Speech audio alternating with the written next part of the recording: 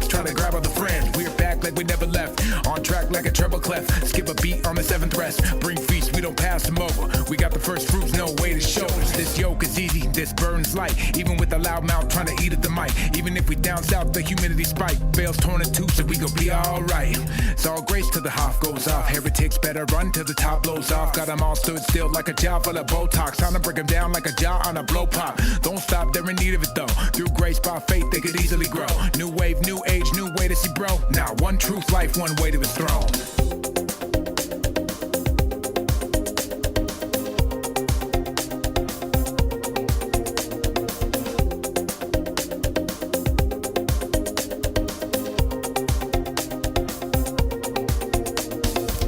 Can't live on that bread alone. Every word of God's mouth will fuel me on. That's scripture, that's Christ alone. That's grace alone, that's faith alone. All glory to God, cause that's his alone. Since the lamb's been slain, we can each belong. The Lord is my strength, my peace, and my song. And I'll lay it all down at the feet of his throne. So relax, got it still in control. He knows every care, every fear that you hold. He knows every hair, every need for your soul. Nothing new around here, this story's been told. Bet you feel weak and your life is in tatters. With bruised feet, your body is battered. You can't reach, trying to climb up that ladder. Sit back and hold fast till Messiah matters. It's all grace till the Hoff goes off. Heretics better run till the top blows off. Got them all stood still like a jaw full of Botox. Time to break them down like a jaw on a blow pop. Don't stop, they're in need of it though. Through grace by faith, they could easily grow.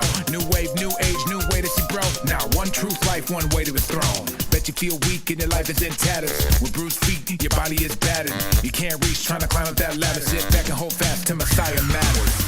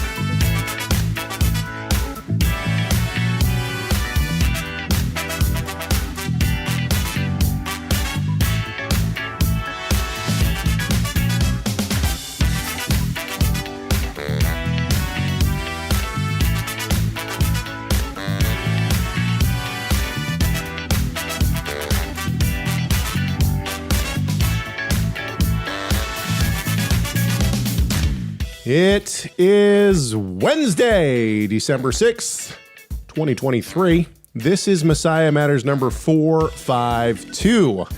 It is the last show of season 10. My name is Caleb Hegg.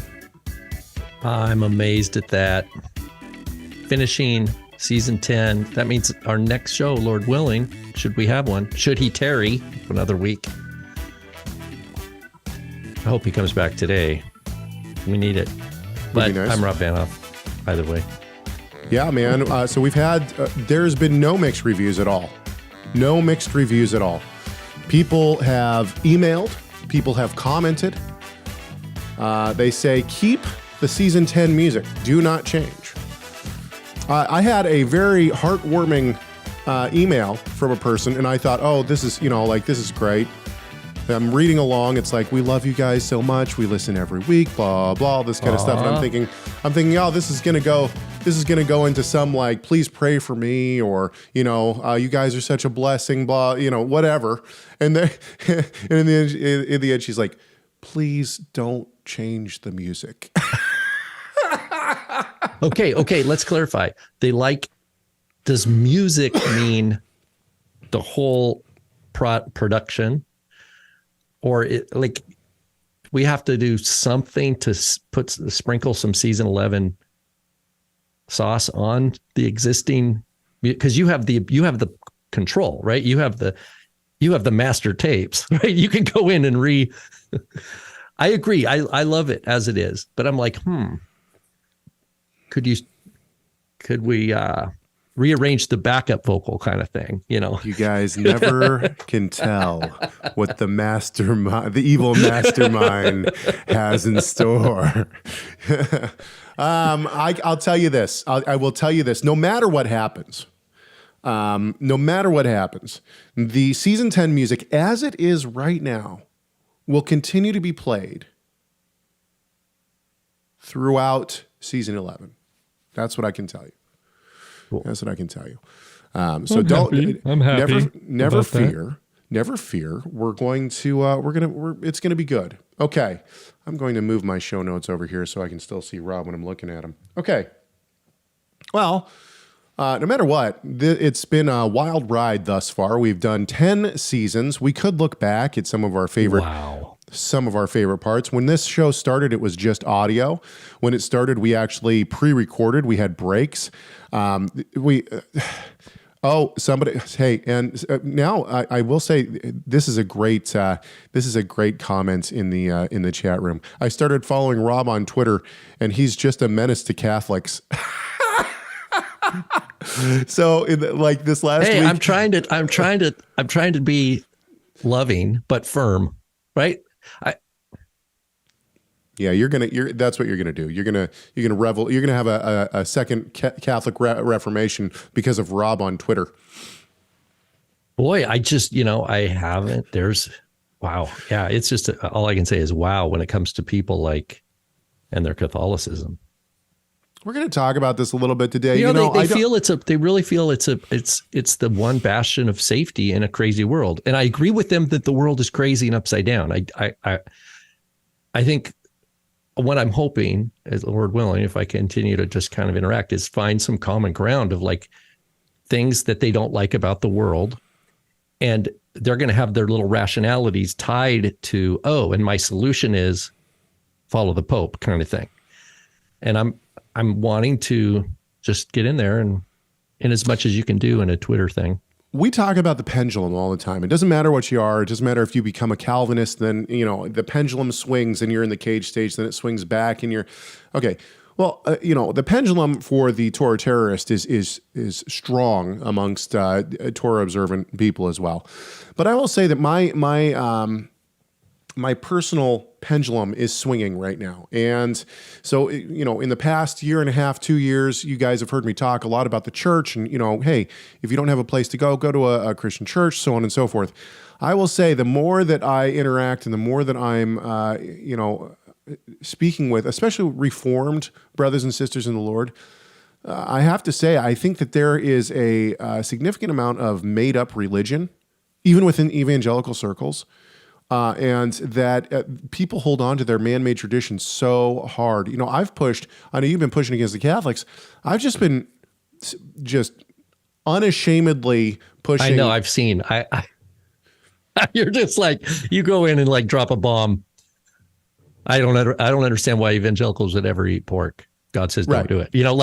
Caleb, you just drop these giant But the thing boulders. is that some of that comes from the place of me just being tired of I just can't understand.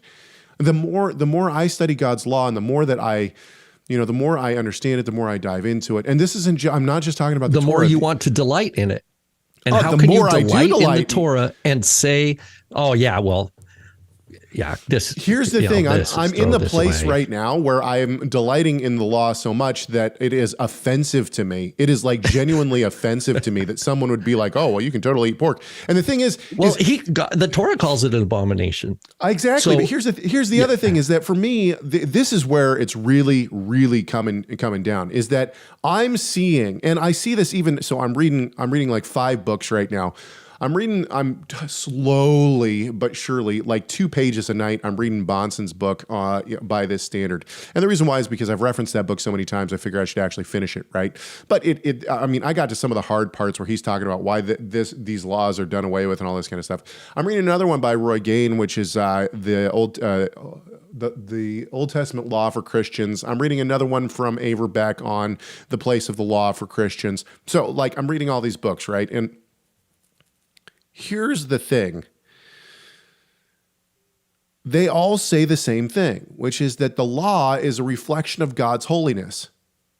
I totally agree with that. On such a great, right? And they start with the delighting in the Torah, right? They start. It reminds me of Piper's Desiring God. It's he's just you're man, this guy preach it, and then all of a sudden, what? Yeah, exactly. And then all of a sudden they're like, but these laws are done away. And here's the thing. If it's a reflection of God's holiness and God doesn't change and God's holiness doesn't change, therefore Israel is not consumed. Right. Then Malachi, clearly the laws can't change. It's just that simple. And the thing is that when that's why they call him the rock, like Hatzur, like our God is a rock. It doesn't mean he's literally a rock. It's a metaphor to say it's unwavering. It's sure foundation. Here's the thing, though. Through this logic and through this theology that I'm going through, to say that a law is done away with or a law doesn't matter anymore is to say a piece of God doesn't matter anymore because it is a reflection of him. It's a reflection of his holiness. You are diminishing God's holiness by saying that these laws aren't, and honestly, it's making me upset. And so I'm fully aware that the pendulum is swinging and I'm on the other side now of the pendulum swing, and I'm probably going to need to recorrect and come back the other way a little bit. Let's reel it back in. Caleb, reel him back. Man, it's ticking me off. Anyway, okay, let's move it. This has been your Rabbit Trails by Loudmouth and the Hoff. Thank you very much. Okay. Okay, why can't I hear you? Hegg at TorahResource.com, Chegg at TorahResource.com is our email address. Go ahead and send us whatever you want to. Tell us how much you're ticked off at us. That doesn't really matter. You can tell us whatever you want. Same thing with our comment line. You won't talk to us. You just talk to an answer machine. 253-465-3205. 253-465-3205. Tell us how much you love us, hate us, agree with us, disagree with us. It doesn't really matter. Tell us whatever you want. Tell us about your day. And I'll leave that stuff for Facebook and Instagram. Okay. MessiahMatters.com. Now, I am making changes to this. For those of you who have signed up for show notes, if you're saying to yourself, man, I really wish that the show notes were more consistent, I'm consolidating all of these pages into one page. And what's going to happen is, get excited for this because I'm excited for this. What's going to happen is, each post is going to have the YouTube video, the podcast in it, and what else? The podcast and all the show notes. So it'll all be combined into one note. And so there'll only be one page. Anyway, so I'm excited for that because it's going to save me a ton of time and a ton of work. Okay, but you can find past shows all the way back to season 1. I think we do have shows from season 1 all the way back to season 1. I don't recommend listening to them. They're pretty awful, but you know what? It's part of the history. So, but they're there. They're there. This show is produced by TorahResource.com. Go to TorahResource for all of your Hanukkah needs. Hanukkah is quickly approaching. It's 2 days away. No, it's tomorrow. It's tomorrow night, right? Yeah, tomorrow night, sundown. And you can find all sorts of stuff there. Great stuff. And Rob just did, check this out. Check this out. You're not going to believe this. Rob just did a micro course on Hanukkah with a knowledge quiz and everything that you take beforehand. Then you watch the video and then you take it again to see how far you've come. It is only available. I'm sure Mike's going to post a link here if he's listening. It is only available in the library. Now, I understand we're trying to fix this so that people will have a monthly option as well. So hopefully within a year or so, you're going to be able to get a monthly membership for the library. Until that happens, you do have to sign up for a year. I know what you're thinking. Do I really want to pay for a whole year? The answer is yes, you do. Trust me, you do. It's less than $10 a month, and you're going to benefit greatly from a library membership. But the other thing is you'll be able to go and check out Rob's Hanukkah micro course. It is a 45-minute lecture approximately and a quiz that you can take, PDF that you can print out. It is fantastic. I would highly recommend it. Okay, and finally, last but not least, don't forget to subscribe to this YouTube channel. I know it sounds weird, but it does help us. If you're already subscribed, go ahead and click that like button. Smash the like button. It helps us. Okay, now let's get to it. Cynthia writes in, are Gentiles second-class citizens? Now, I do want to say she sent in 2 questions. We're going to try to get to both of them. Don't know if we're going to get to both of them. So we're going to sprinkle in some other questions as well from other people throughout this show. But I have edited these a little bit just for time's sake.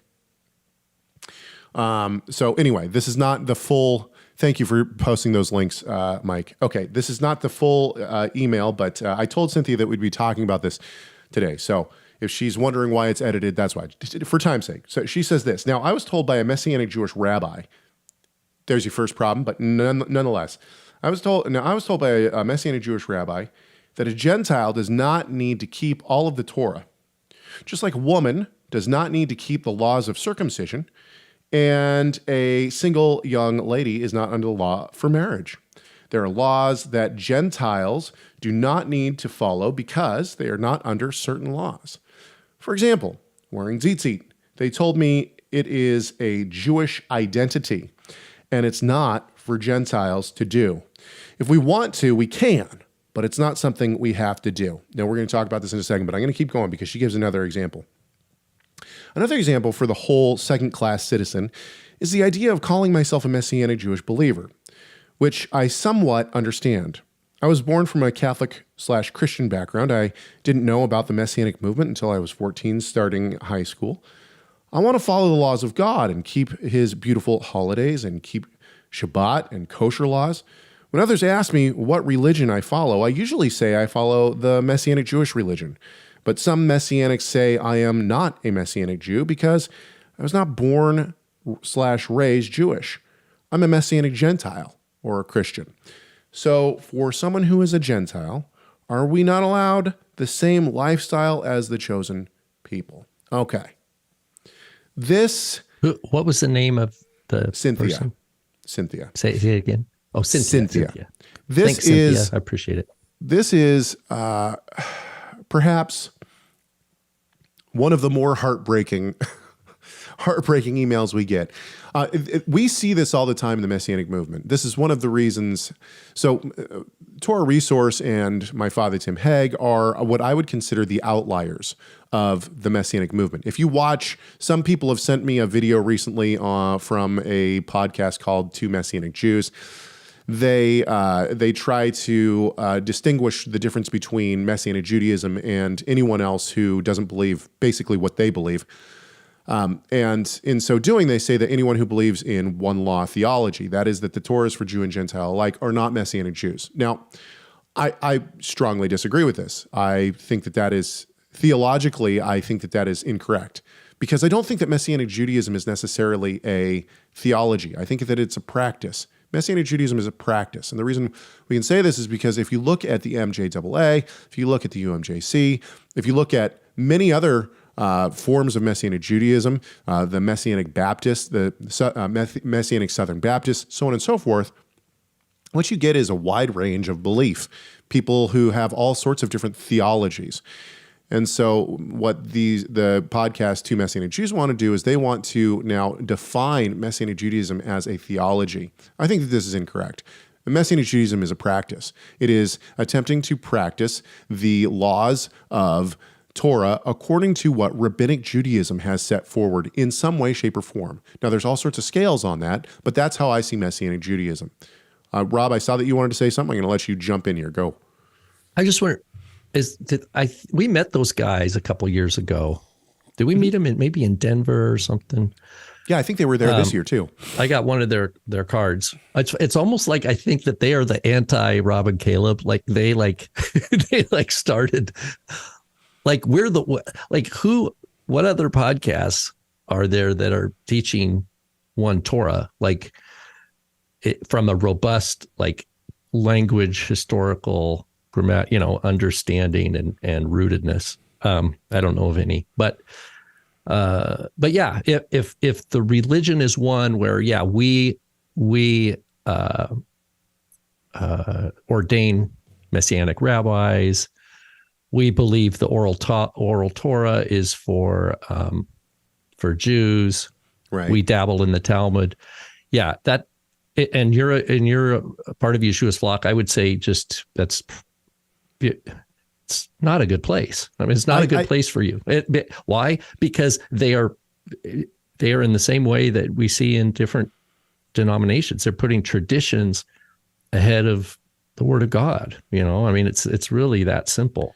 I think so. It's don't expect to go to a Mark Kinzer or a David Rudolph or who are some of the Stuart Dowerman or any of these major or Russ No, is it Resnick or yeah, any of these? I don't know. Sorry if I missed the names. Point is, don't expect them to affirm you as a non-Jew with relationship to the Torah. That you're not going to get an affirmation of that. You're going to get what is called a dividing wall. Now, it's not a physical wall now, like the Soreg was in in Herod's temple, but it's a look. Don't you come this far and you stop, and look, that's an ingrained policy, and it reinforces their worldview. You're so right that at the same time you can find Messianic Jewish quote rabbis out there that will eat pork because of their Christian liberty. So it is really a mess. They put the mess in Messianic just as much as. But here's the other thing is that there was a Messianic rabbi, a very prominent Messianic rabbi that I spoke to. He wouldn't let me record the conversation, and I know why. But I had a lengthy conversation with him. He is on the steering committee of the IAMCS. That's why we were having the conversation, because I said that he was very incorrect to call my dad basically a heretic. He is high up in the MJAA, okay? And we were having this conversation. And he mentioned, well, Tim's not even Jewish. And I said, what are you talking about? I said, his mother's maiden name is Schwartz. He's 100% he's Jewish on his mother's side. And he said, wait, what? Well, you guys should be part of the MJAA then. That's exactly what he said to me. Let me send you the fee schedule so you guys start paying your dues. Exactly. And the thing is that in his mind, he didn't care about theology. He didn't care one. So even the high ups in the IAMCS and the MJAA, they don't care about theology when it comes to Messianic Judaism. If you are Jewish by blood, you're in. That's it. You're a Messianic, and especially if you have a beard, wear a kippah, wear a tzitzit, and keep a kosher diet, you are 100% a Messianic Jew. Doesn't matter about theology. So the notion that people like the two Messianic Jews put forward that you have to believe that the Torah is only for Jews, this is nonsense. But let's get back to the actual email. We have two major issues here. Number one is the idea of Torah for Gentiles. This is a main talking point within what I would consider to be, now, and to the two Messianic Jews podcast credit, they are right that the majority, I would say that probably 75% of the main, if not more, of the leadership of the MJAA and the UMJC, IAMCS, all these alphabet soup organizations, they're right that they're going to say the Torah is for the Jews and not for the Gentiles. That's not the case when you start talking to people in the pews, okay? When you start talking to congregants, you have a much more diverse view of this. With all of that said, let's go to the Torah. If you are a sojourner, if you're a ger who is among Israel, who's living among Israel, the law is the same for the stranger and for the ger, for the stranger and for the native born to celebrate the festival of Passover, right? So what does a ger have to do to celebrate the festival of Passover? You have to get circumcised. You become circumcised according to the Torah, not according to man-made tradition, but you become circumcised. And you enter the Abrahamic covenant, you enter the Mosaic covenant. What happens if a person gets circumcised? James tells us, everybody, even the Torah tells us, if a person is circumcised and they're a covenant member, all of the Torah applies. We see this with Caleb, right? Caleb in the Torah. He's a Kezite, a Kezanite, whatever it is, right? But then he comes into the land, he's numbered among Judah. But he's a Gentile. How is he numbered among Judah if he is a Gentile? The answer is that he becomes a covenant member, and since he's residing with the people of Judah, he's counted among Judah. He's seen as part of Judah. We see this in Ezekiel too. The Gentiles now have land rights in Ezekiel in the millennium time. Why? Well, the answer is because they are covenant members. They're living among the tribes of Israel. They're seen as those tribes. As soon as you become a covenant member, it doesn't matter what your bloodline is, you are heirs according to promise. which means that the Torah, you're not a second-class citizen when it comes, and the Messianic Jews aren't going to relent on this. They're not going to all of a sudden be like, wow, you showed me all this in the Torah. That means I'm going to change my theology. No, they're not going to do that. But this is one of the reasons that we push so hard against the mainstream Messianic view that the Torah is only for Gentile or for Jews. The notion that like the FFOZ has put out a prayer book that has one prayer for the Jews and one prayer for the Gentiles is totally against Torah. And it's totally against Paul too. The entire book of Galatians speaks to this. That attitude, it's because they're worried, they're tiptoeing around the Orthodox. Right. They're tiptoeing around the real rabbis. So the Messianic rabbis are fake rabbis, and they're tiptoeing around real rabbis because they don't want to be targeted. Yep. That's it. They don't want to be they want to be accepted by other men.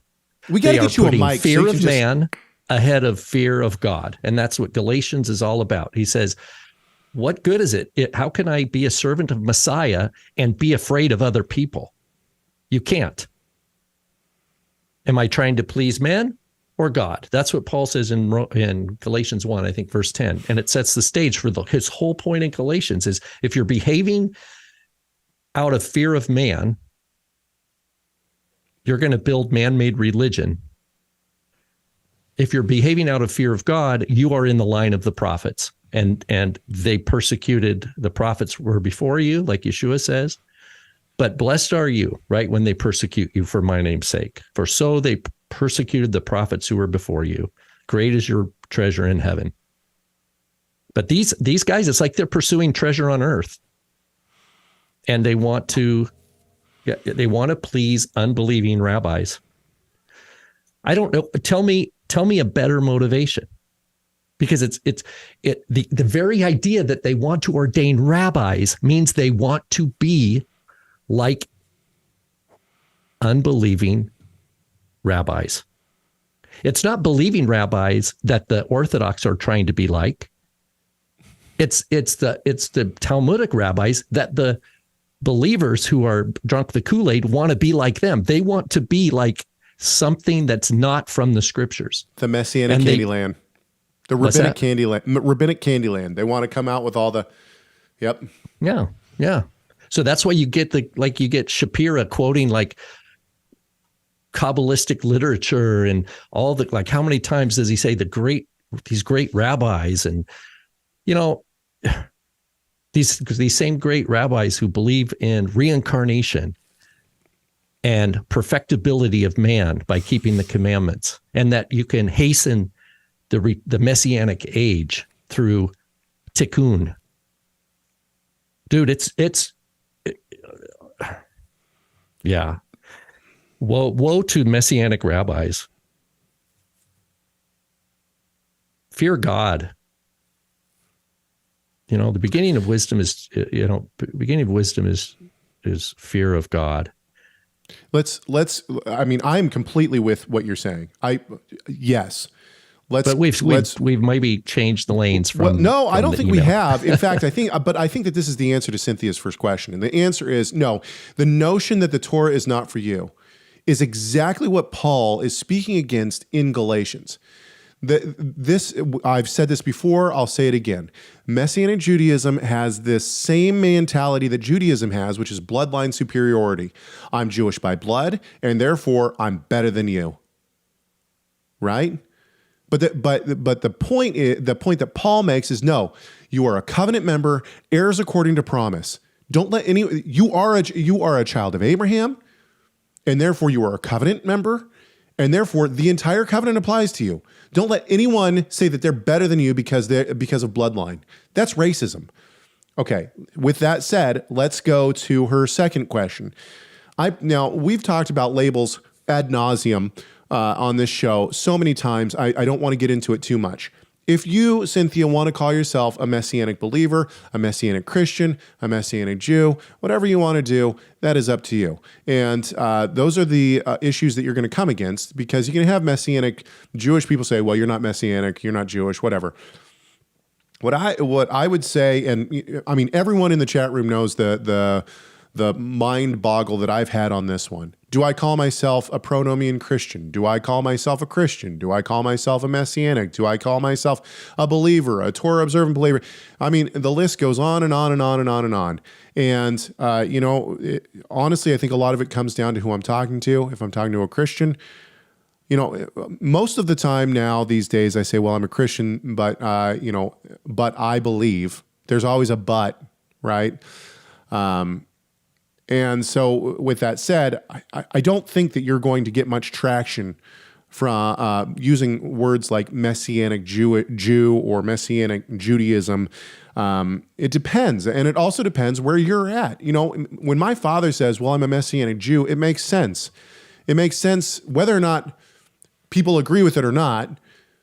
Whether or not I would call myself that or not. My father wears a kippah, he wears tzitzit, he has a beard, he follows a lot of the rabbinic tradition. It makes sense for him to say that. And when people see him, they understand that. But the point is that for me, that's not going to make sense. So I think that this is something you're going to have to navigate on your own. I personally would not associate myself with Messianic Judaism simply for the reason that mainstream, the majority of the leadership of mainstream Messianic Judaism would say that the Torah is not for the Gentiles. Not all, but the majority would say that. And because of that, I distance myself from such titles. Anything else on that before we move on to the next? Well, I was thinking, I think, is it in Ephesians? Where does Paul say, he quotes, honor your father and mother, and it will be well with you. And he says it's the first, it's a first commandment with a promise or something like that. Who's he teaching that to? And then what they say, oh, well, okay, I'll give you honor father and mother, but not the Sabbath, right? But what about adultery? Okay, I'll give you adultery, honor father and mother. What about the greatest two commandments? The Shema, love God with all your heart. Okay, I'll give you that. But wait, that's not even in the 10 words. Love your neighbor as yourself. Okay, I'll give you that. Well, that's in Leviticus. Like, at what point do we say, oh, stop right there? And that's the code word you used earlier was Jewish identity marker. Right. Guess what? There's no word in the Bible called Jewish identity marker. That is a made up 20th century scholarly kind of category of the same type as the separation of ceremonial from civil and, and moral commandments. This idea of Jewish ethnic markers or Jewish, what do we call it? What did you call them? Jewish identity markers. Sadly, some of the great Bible teachers of our day, such as N.T. Wright, fall into that trap. If you look at his commentary on Romans, for example, he gives the three, right? Circumcision, dietary, and feast and festivals, or something like that. Like, yeah, those are the Jewish identity markers. And then so their picture of Christianity is that Jesus came and did away with those. And then Paul went around teaching that those markers are done away. And it's such look, we have really good scholars who have not caught up yet. And I'll give you a perfect example. I disagree with Dr. Craig Keicher on many, many, many, many issues. Now, for those who don't know, Keicher is actually a Sabbatarian. Okay, he keeps a Saturday Sabbath. This is not the point. Yeah, did I know that? I don't know if I knew that. He used to attend a Messianic congregation back in the day. He used to attend a Messianic congregation. He believes that we should be keeping the Sabbath. Or at least maybe he doesn't believe, maybe I should rephrase that. He doesn't believe theologically, I don't think, that we should be keeping the Sabbath, but I think that he's practiced it for long enough. And actually, when I interviewed him before we went on air, he said that his wife is not on board with that. So he keeps a Saturday Sabbath, and she does other stuff. This is not the point. Keicher, I mean, this shows where mainstream scholarship is. And I say that because Keicher is a major voice within scholarship today. His work on Acts is 4 volumes. It's I think the largest work on Acts I've ever seen. He fully affirms the Noahide laws. Oh, I know. Oh, and that so they apply to Acts 15, and so does when we were at ETS, Averbeck pulled the same exact line that Keicher does on that. It was like a stab in the gut, man. I was like, oh. Okay, quick question. What's the lag time between when your dad taught about the word Pascha and that we don't want to read John as a separate chronology than the synoptics, and Petrie's work? How many years was that? Because if we were to have any data points for gauging this lag, Petrie didn't use my dad's work though. No, I know. I just mean though, but the lag time. Yeah, 15 years. Okay, so, but yeah, there's a lag. There's a great comment in the chat room. Paul says, but it's true that late in the last couple of years at ETS, there's good content that comes out, like as a Gain that you're talking about, and some other scholars, where all of a sudden there's like these fresh little sprouts coming out of the ground. Dude, in Gain's book, and it was written a while ago, but in Gain's book, he basically is talking about the idea that all laws that we need to keep are restated in the New Testament. And he's like, well, we see incest with a father's, wife, but that's the only incest we see. So, marrying a sister, marrying a cousin, marrying your mom, those would all be okay unless, Right, exactly. And I was like, wow, that's a great point. So great comment in the chat room. Paul says, I used to ask the superior folks, in other words, the people who say that like the Jewish bloodline is superior, how many Gentiles is one Jew worth? Got funny looks and no answers. Good one. Okay, let's move on. Before we change topics, see depends upon the Jew. TorahResource.com. If you're talking about Yeshua, his blood purchased the elect. So, and that's Jews and Gentiles. So there's one Jew who's worth many, many, many, many, many Jews and Gentiles. Okay. Okay, go ahead. Sorry. So as I was saying, 253-465-3205. Let's change topics real quick. Lewis writes, and he says, since I've been trying to walk this Torah life out, I've noticed that church folks will give more grace or even give a blind eye to those who may be in a web of sin.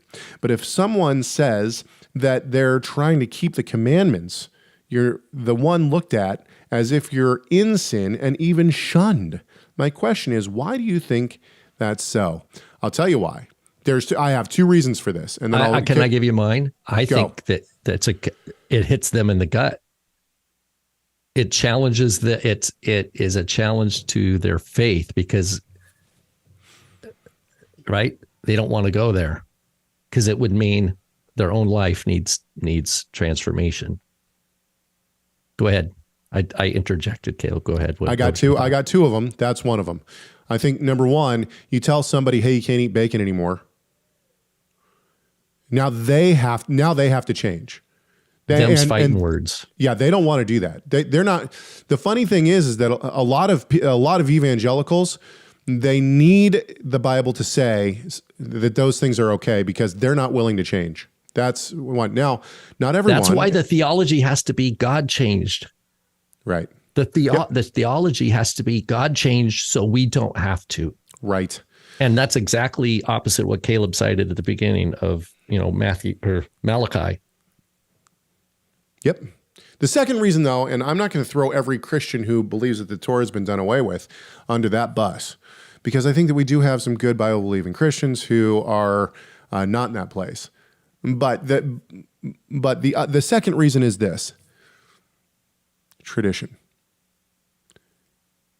Christianity has created a different vein of religion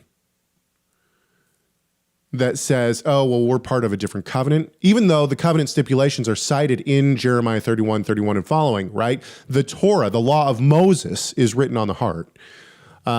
They wanted, back in the day when the Fiscus Judaicus was implemented, they needed to get rid of these things. They needed to get rid of circumcision, kosher laws, Sabbath, and festivals. Well, they can do that real easily if they twist a couple of things here and there. The twisting happens so much that they've created a whole new vein of theology and ultimately religion when it comes down to it. Now, that's not to say that we don't have people who are saved who believe this. What I'm saying is that they are following after man-made tradition because that's what they've been taught. The truth of the matter is that if you didn't have the truth of the matter is that people want to hold on to their Christian tradition more than they want to hold on to the biblical text. Yeah. Wow. It's something that we all need to be I mean, Yeshua said, like, if you think you see a speck in somebody else's eye, get the log out of your own, right? And that applies to all of us. That needs to cut us to the heart of like, okay, why am I so upset about this speck in this other guy's eye? Oh, it's probably because I have a log in my own. Now, he doesn't say that that's the end of the story. The end of where it ends is you remove the log out of your own eye. Then you're helpful. We're talking about obligation. Right? Yeah. We're talking about obligation though, right? A lot of people, like even Solberg will say, oh, well, if people want to keep the Sabbath, that's totally fine. But as soon as you tell me I have to keep the Sabbath, well, I'm not telling you have to keep the Sabbath. The Bible is. God told you not to eat pork. They blame, right. They blame the messenger for the message. Yeah. Johnny, so those are the two reasons I think. Johnny in the chat room says this, do you or Rob have any speaking engagements soon? No, but if you want me to speak somewhere, just let me know. Now let's move on. Joshua writes in, quick question. For clarification's sake, I hear people talking about animal sacrifices in the millennial kingdom. By the way, this is a comment on one of our videos. Are those animal sacrifices the sin and guilt offering? If so, does this defeat the whole purpose of Jesus coming down to die on the cross for the sins of humanity? If you only have to go back to the status quo of sin offerings. Let's pause right there. Now, this is going to sound like I am totally bashing Joshua for just a second, and that is not my intent. But I will say this: this kind of comment comes weekly. I mean, we get this kind of a comment weekly, and what this kind of a comment shows is that people simply do not understand the sacrificial system at all. The scriptures tell us time and time again that the blood of animals does not take away sin, and it never did. And so to have a comment like this shows that people don't understand what the sin offering and the guilt offering are for.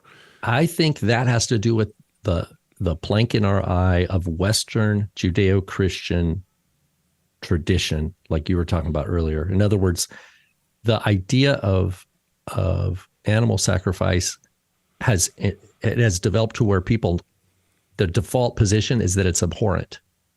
Right. It's abhorrent to the point that we have like PETA, right? People who like they are all now. I'm all for treating animals properly as they're part of God's creation, and so abuse of animals in any form is an abomination.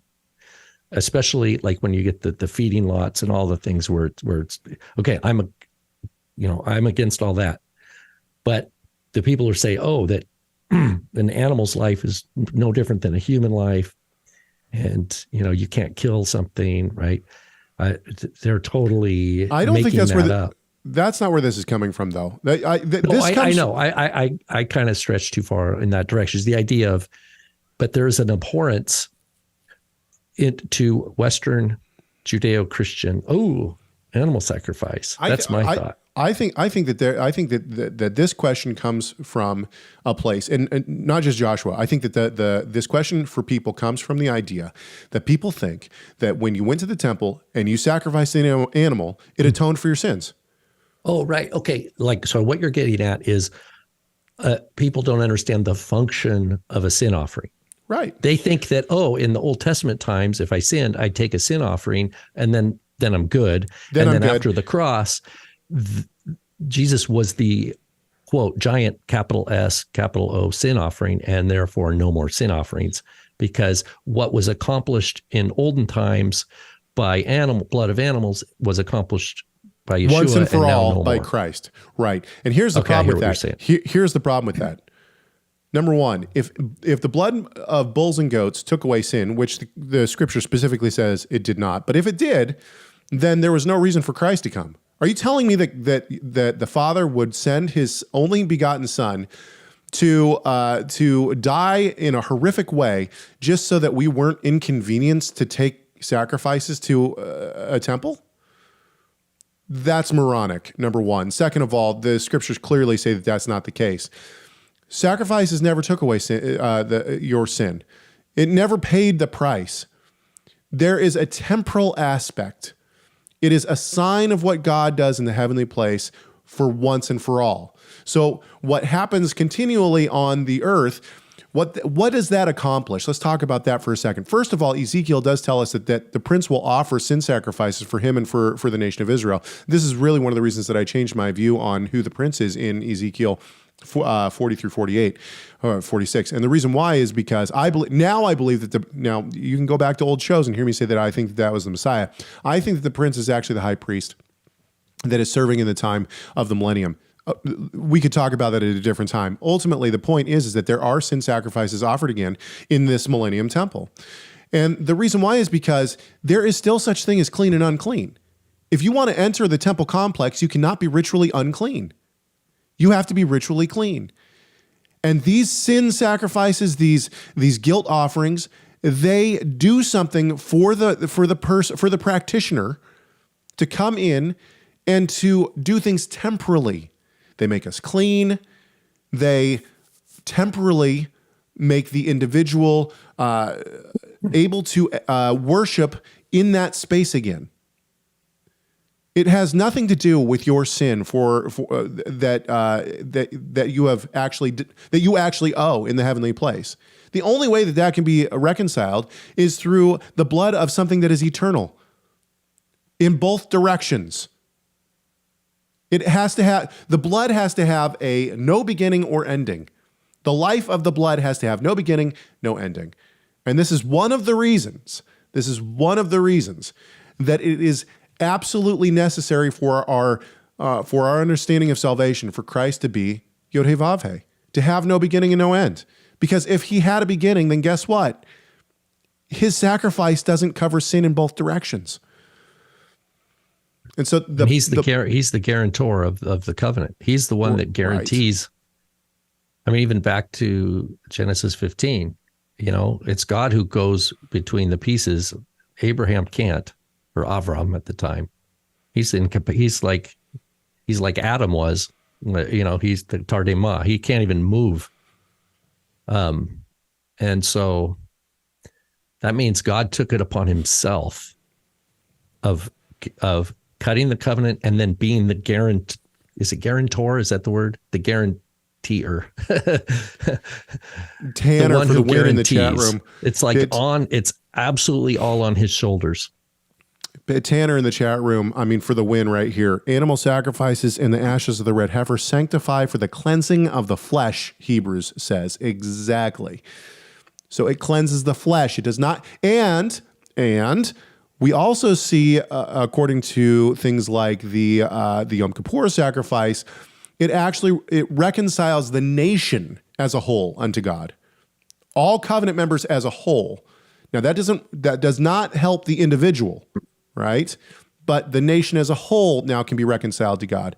But this all has to do with, it's a picture of what happens in the heavenly temple. Hebrews is all about this, right? That when Yeshua goes into the heavenly temple, he only has to do this once, and then he sits down at the right hand of the Father. Now, people are going to say things like, well, that's going to spit on if you do a sacrifice now, you're going to spit on the cross of Christ. Literal words, spit on the cross of Christ, have been said to me not only by people I don't know, but by friends and family, right? To think that we would do animal sacrifice again, it would be to spit on the cross of Christ. This is starting to change even within the scholarly world because people just cannot reconcile Ezekiel, or Zechariah for that matter. But the point is that Paul goes in Acts 21 and sacrifices in the temple. This is over 20 years after he accepts Christ. And we see throughout the prophets that there will be sin sacrifices again. Once again, this is going to have nothing to do. I think that the notion that this would spit on the cross of Christ, once again, brings the animal sacrifices into the realm of they did something for our sin. They have never done anything for our sin. Theology of atonement. Exactly. It's not coming from a real strong atonement hermeneutic. It's coming from more like headlines or flash, one-line zingers. We just keep fighting the good fight. Okay, let's move. I mean, you remember Hebrews 11, it talks about Noah by faith, right? Well, Abel, Noah, Abraham. Well, guess what? All these guys offered animal sacrifices. Right. Abel did. Noah did. Abraham did. Who's the model Abraham, of faith, Isaac, and salvation Jacob by did. faith. And so how do we reconcile that? Hebrews 11 says they all these lived by faith. They pleased God. But wait a minute, were they confused? Why were they offering animal sacrifices? If they had faith, how come they didn't think I have faith. I am righteous with God by faith. Silly me, thinking I'm going to do this sacrifice. Silly me. No. And it says it was a pleasing aroma to the Lord. So then you're like, so you have a man like Noah by faith offering sacrifices to God. The Torah itself tells us it was a pleasing aroma to God. Oh, okay. We should sit on that and say, maybe my theology of atonement needs to change rather than me imposing a bad kind of chronology of Jesus as a plan B, or, that Israel had the Torah, they had a chance, but they couldn't do it. I don't know, something like that. Okay, let's move. We're going to finish up with a final comment from Cynthia. We did make it, Cynthia. Okay, we're going to make this semi-quick because we got about 10 minutes left. But it's a good question. It's one that we get often. Now, I know that this sounds weird, but the same kind of question happens often. I'm ashamed to say I'm somewhat emotionally numb when it comes to God. There's a part of me that wants to be able to present God with my entire being because I know he wants that and I want to be able to give him that. But I fall short. First of all, let's pause real quick. We all fall short in that, I think, number one. Number two, I've had people go so far as to say, since I don't feel like I'm close to God, I don't think I'm saved. So these are the range of comments that we get on this subject. I've been trying to read my Bible more consistently and study. I also try to stop some bad habits, but it's becoming quite difficult. And it's even harder when you don't have the heart to push through. So what can we do to grow our faith and love for God in order to have a healthy, strong relationship with and be able to fully immerse ourselves with him? Because the last thing I want when it's his return, I wouldn't want him to say that he doesn't know me, like what it says in Revelations. Okay. Wow. Is that Cynthia still? Yeah. Wow. Thank you, Cynthia, for just being real. Wow. That's awesome. Yeah. Like I said, I think that we have this question in many different forms come to us. And I'm gonna say something that probably isn't going to that you're probably not gonna like on this, but I'm gonna say it anyway because it's what the Bible says. James says, "Resist the devil, and he will flee from you. Draw near to God, and he will draw near to you." This is my favorite promise in the entire Scriptures. Draw near to God, and he will draw near to you. Now, I fully admit that there was a good portion of my life when I was running the opposite way from God, and I know exactly what this feels like. Cynthia and anyone else who's feeling this, I know exactly what it feels like. You feel very far away from God. You may believe that there is a God, but he feels so far away that he might as well not exist, right? I mean, I get this. I've had this exact same feeling in my own life. And the truth is that we're told, we're not told God will draw near to you and then draw near to him. That's not how it works. Draw near to God and he will draw near to you. Now, there are some practical ways that you can do this, and I think that everyone's going to have to find their own ways to draw near to God. Ultimately, through prayer and through meditation of the Word and reading the Word, I think are the ways that we actually do this. Now, let's talk about, I'll pass this over to Rob real quick, and then I will talk about practical ways for a few moments that I have found to draw near to God and things that have worked for me that have really, I think, ignited my my personal time with the Lord and have helped draw much closer to God. Rob? Yeah, you want to nourish the roots, right? Nourish your roots. And so that's like Psalm 46. We read that on a Shabbat a couple of weeks ago. Be still and know that I am God, right? Yeshua says, close the door and pray to your Father who sees what's in secret. And the point is that he knows your heart. So when there's an element of prayer that is that kind of heart inventory, not because God's learning anything, but right. It's an opportunity where we, without judgment, because we know that he's looking upon us with kindness and love and grace, that we can take every thought captive, and go through and get clear on what our requests are. And I'm really moved by, Cynthia, by your email. You have a lot of clarity already. And so that's really good. I just hope that there's something we're saying today that will encourage you. Obviously, it's not easy. Sometimes it's more difficult than other times. But, we all have a cross to bear, and we want to help one another bear it when we can. But ultimately, like Paul says in Galatians 6, we each ultimately have that great resistance training from heaven, which is that cross. And so it sounds like you're just learning the feel of where your cross is and what it is.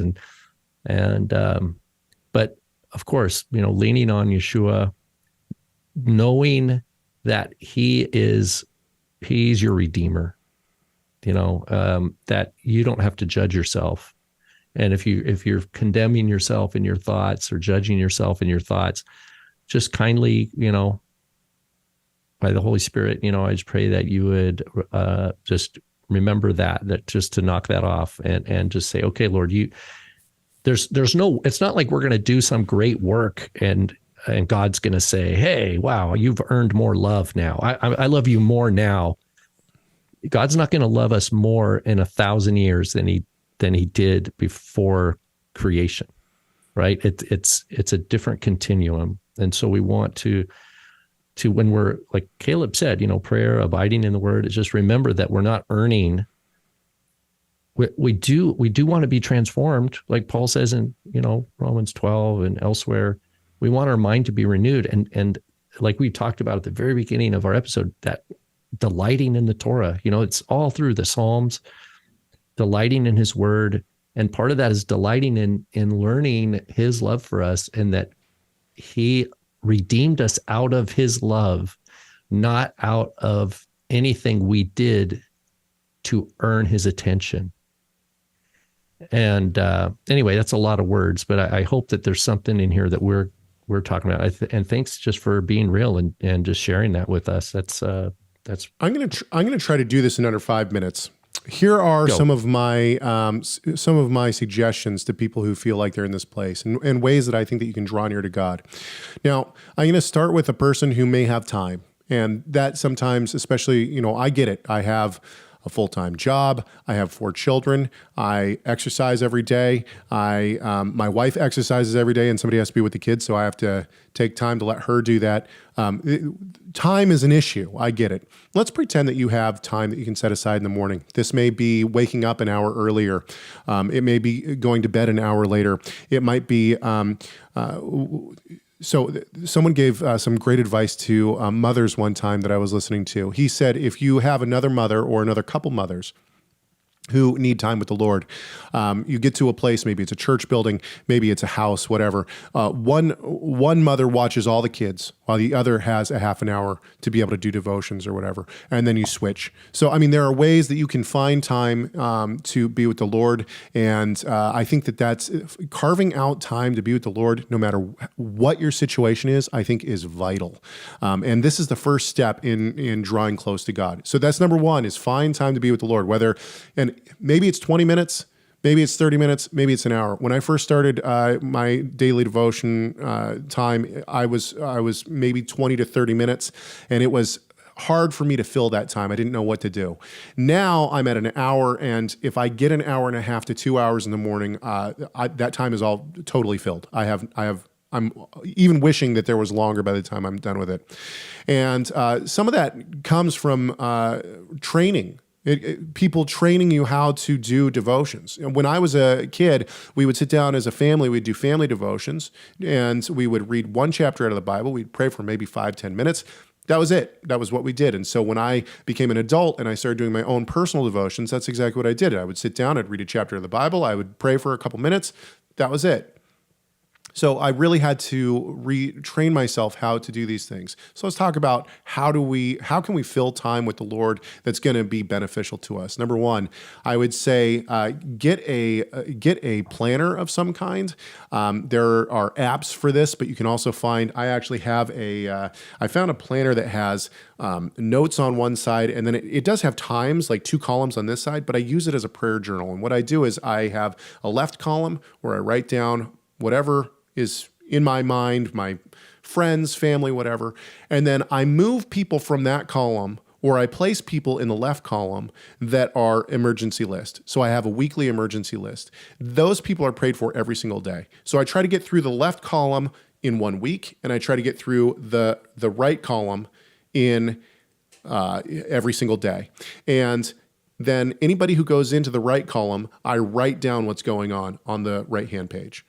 And this really helps center your prayer time. It's going to, you're going to realize that you have way more to pray for after you start writing these lists out. You have way more to pray for than you thought. It's not just, oh, I need some money today, and Lord, it's things that are needed. That's number one for prayer time. Number two is, I would say, it's important to obviously be in the Word. Get onto a reading plan, and maybe it's just a chapter a day, maybe it's whatever it is. And that's fine, whatever you're reading, you need to be on a plan. Now, this is going to be different than going through the Bible in a year. I'm going to talk about that in a second. But, be in the Word, and then try to ask 2 to 3 questions every single time. You can write them down in a notebook, and then answer those questions. Genuine questions. Maybe you don't have answers for them, but start asking questions about the text. Ask things that you want answered. And if you need to, go to a pastor, go to a husband, go to a wife, go to whoever, and start talking about these things and trying to get answers from them. That's number 2. So I always like to spend 5 to 10 minutes in silence after I read my Bible. I know that this sounds weird, but I ask the Lord, please show me something from this text. Now, I'm not hearing audible voices from the Lord or anything like that. I don't want people to think that, but I think that it has been very beneficial for me to sit in total silence and just focus on what I've read. And this cultivates more questions, and then I write down my questions after that. I keep another journal. I have about 5 notebooks, by the way, for all of this going on. I have another journal. This one right here. This is for the great-grandchildren, so that they can look back and see the questions that I've had on biblical texts, or the things that I've prayed about. Another thing that I like to do is I like to listen to the Bible. So I do this at nighttime so that I have Bible reading in the morning. I have Bible listening at night. I put it on 1.5 times speed, and I go through the Bible in a year. It takes about less than 10 minutes. We have family devotions as well. I know this sounds like a lot, and it is a lot. You're not going to be able to take all this on all at once. But ultimately, as you keep going, these things become staples in your day. And finally, the last thing that I'll say, and there are many more things that I could recommend, but the last thing that I'd say is this. Actually, there's 2 more things. 2 more things. Choose a book of the Bible that you can read in under 20 minutes, and then read it for a month straight, every single day, except for maybe Saturdays and Sunday. Take the weekend off, but 5 days a week, read through the book, and do that. I think that there's 30 or 40 books that you could read in under 20 minutes. You can also listen to them, read it every single day. You would be amazed how that opens up the Word of God. Finally, start writing down a book of the Bible. It could be James, it could be Ephesians, it could be Colossians, it could be something bigger like Deuteronomy, whatever. Write 2 verses a day. Just try to copy the Word of God. You'll see things that way that are completely different as well. All of these little things, they stack up in time real quick. But what you're doing is you're saturating yourself with the Word of God. You're saturating yourself with prayer. You're saturating yourself just with the Lord and spending time with God. And I think that these are the things that will really help draw closer to God. I think it's going to be different for everybody. So this is not some, if you're in a real dark place, go talk to a pastor, go talk to a spiritual leader of some kind that can help you. But ultimately, the point is that I think that if we start to do things that draw us closer to God, God will naturally draw closer to us. And we will see the fruit of that in our own lives. All right. I hope that helps in some way, shape, or form. If you have more questions, I can recommend more things. Interestingly, the reason, Cynthia, that I have chosen to discuss this your question today instead of someone else's in previous times is because I just got done at Southern Seminary doing a class called Personal Spiritual Disciplines. And there are books that you can read. There's a really good book by a professor that actually from my professor in that class. His last name is Herod, 40 Questions on Prayer. It is excellent. It's probably one of the better books that I've read in a practical sense on anything in a really long time. He asks 40 different questions on prayer, and then he answers them. And I would recommend that book for sure. Anyway, okay. We will be back next week, Lord willing, with our season opener of season 11. And until that time, we definitely need things to talk about. So if this show has sparked things for you, send them on in. See Hegg at TorahResource.com. You can also leave us a voicemail, 253-465-3205. We do need things to talk about next week. So please, whatever you got, send it in now, and it might be our season 11 opener. Also, don't forget to subscribe to this YouTube channel. We hope that this conversation has done at least one thing, and that is to glorify our great God and Savior, Yeshua the Messiah. Why? Well, I think you know why. It's because Messiah matters.